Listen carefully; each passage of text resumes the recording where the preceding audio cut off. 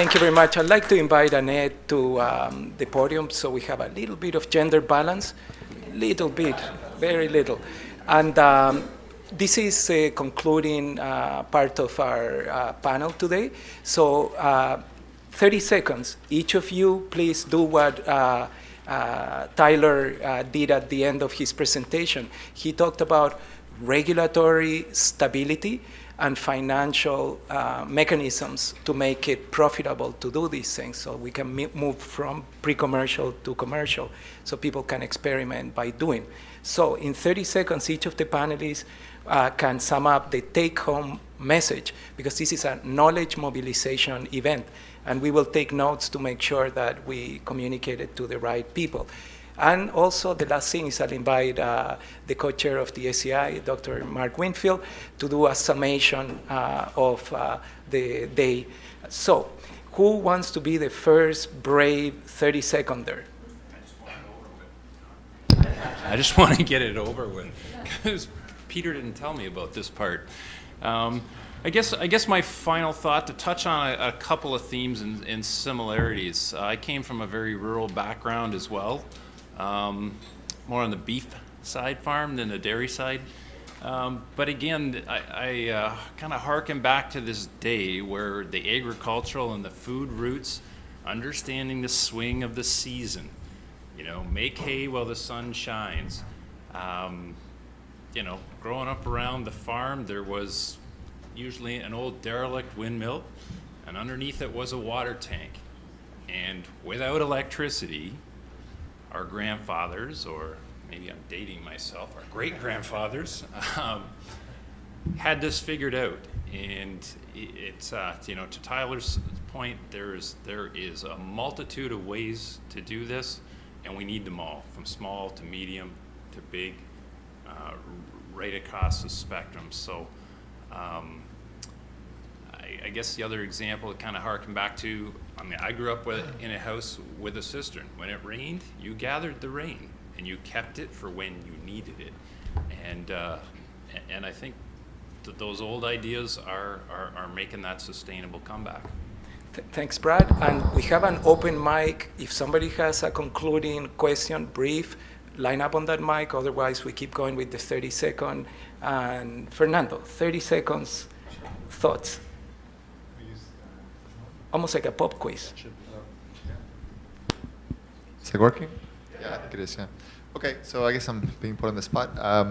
The way actually that I would answer that, Jose, actually is, obviously from the point of view of the city, anything that happens on the provincial side, on the large-scale grid and so on, we will benefit from that, of course, being a large user of energy and so on.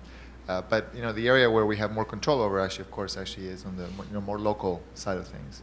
So we like to say that we like to look at more of the municipal energy approach, where we have a little more control, and then obviously collectively all of us work on the provincial energy side.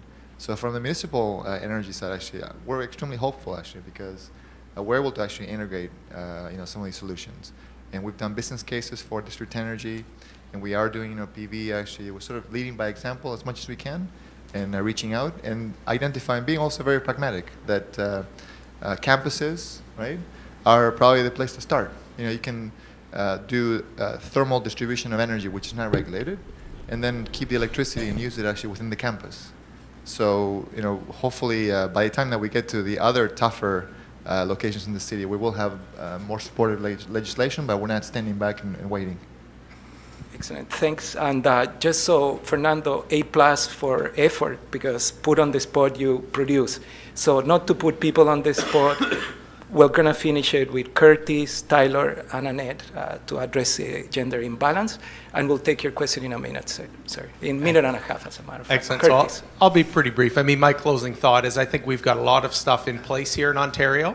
The one area I think where we could use a little bit more leadership and a little bit more forward thinking is in the policy arena. And I am seeing pockets of good stuff happening. I noticed there was an RFP out for regulation, frequency regulation from the IESO for storage and the like, so that's fantastic. So as long as people keep the pressure on and saying, we want storage on the grid, we're not looking for handouts, just tell us what the regime is and kind of hold it steady, business will come to it. But right now it's cut out because of little legacy rules, regulations, and there's just nothing there for us. So we're going off to other places like the Caribbean. We'd rather be building it here at home. Thank you, Curtis. Tyler, 30-second summation. I'm not even sure what the question is. The take-home message. If we were to say to the Minister of Energy right now, we want storage to happen, what do we need to do? Well, I've already said that to the Minister of Energy and various people at the OPA, but you know, their response back to me is that, you know what, it probably was a good idea 5 years ago, but we really overbuilt on natural gas, and now there's no need for storage. We can just burn gas. So it's kind of hard to I guess get into a discussion with them. Like, this is what the Northland Power folks have already faced in their discussions with the pump storage facility at Marmara. They basically said, great idea, you know, this is terrific, but we don't have the rules in place, and besides, we've got too much natural gas. So I don't have any solutions there. Okay, well, we need to change the channel. You can use the natural gas to also heat water and do district energy, get two products for the price of one rather than just electricity. So, but well, that's why I just add, that's why the power to gas thing I find compelling, because it's a way to, okay, if we got that infrastructure there, then let's figure out a way to blend in more, I guess, clean energy into the natural gas stream. So that's why I think in Ontario it's actually a pretty good place to start for that approach. exactly, we can use biogas instead of natural gas. And Annette, the floor is yours.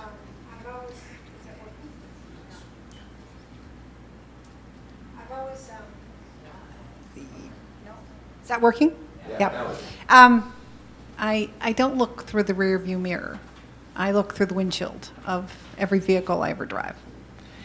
And if we keep thinking about these problems because of our past, we'll never have the courage to make change and cause change to happen.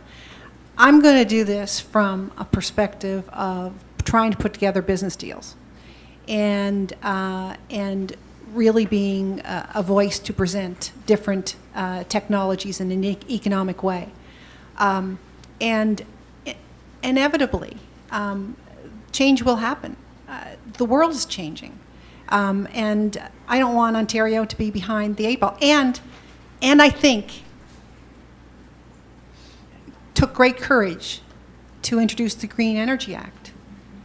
As other speakers have said, we missed a piece in terms of the execution and implementation of that renewable energy. Don't turn around and complete the vision of what was started. Take advantage and really develop a clean energy sector and create jobs and bring benefit to, because one thing we didn't talk about is how many jobs the diesel created. We really become a clean energy sector leader in North America. We'll have big advantage in the future, in the next 50 years.